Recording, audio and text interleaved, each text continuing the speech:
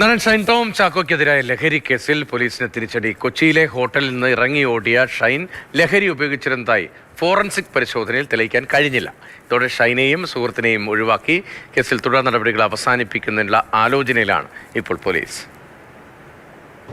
പോലീസിലെ dance of team ലഹരി പരിശോധനയുമായി ബന്ധപ്പെട്ട് കൊച്ചിയിലെ ആഡംബര ഹോട്ടലിൽ എത്തിയ ഘട്ടത്തിലാണ് ഷൈൻ ടോം ചാക്കോ അവിടെ നിന്ന് ഇറങ്ങി ഓടുന്നത്.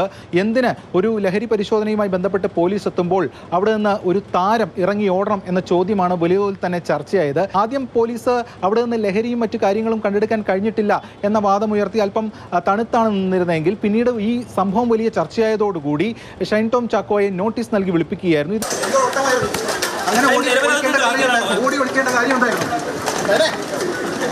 വിശദമായിട്ടുള്ള ചോദ്യം ചെയ്യലുണ്ടായി. ഈ ഘട്ടത്തിലാണ് ഷൈൻ ടോം ചാക്കോയ്ക്കെതിരെ കേസെടുക്കുന്നത്. താൻ ലഹരി ഉപയോഗിച്ചിരുന്നു എന്ന കാര്യം ഷൈൻ ടോം ചാക്കോ പോലീസിനോട് മൊഴിയായി തന്നെ പറയുകയും ചെയ്തു എന്നതാണ് അന്വേഷണ സംഘം വ്യക്തമാക്കിയത്. ഷൈൻ്റെ സുഹൃത്തായിട്ടുള്ള അഹമ്മദ് മുർഷാദ് എന്നയാളെയും കസ്റ്റഡിയിൽ എടുത്തിരുന്നു.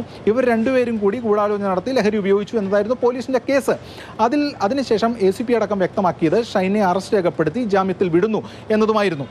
തുടർന്ന് ഈ കേസ് കൂടുതൽ ശക്തിപ്പെടുത്തുന്നതിൻ്റെ ഭാഗമായിട്ട് ഷൈനെ അടക്കം ആശുപത്രിയിൽ എത്തിച്ച് തെളിവുകൾ അല്ലെങ്കിൽ സാമ്പിളുകൾ ശേഖരിച്ചിരുന്നു. പക്ഷേ ആ റിപ്പോർട്ടാണ് ഇപ്പോൾ വന്നിരിക്കുന്നത്, അത് നെഗറ്റീവാണ്.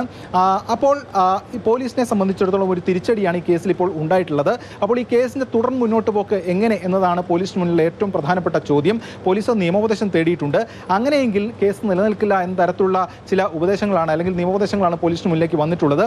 ഈ പശ്ചാത്തലത്തിൽ ഷൈനെയും സുഹൃത്തിനെയും പ്രതിപ്പട്ടികയിൽ നിന്ന് റിപ്പോർട്ട് കൊടുക്കാനാണ് പോലീസ് ആലോചിക്കുന്നത്.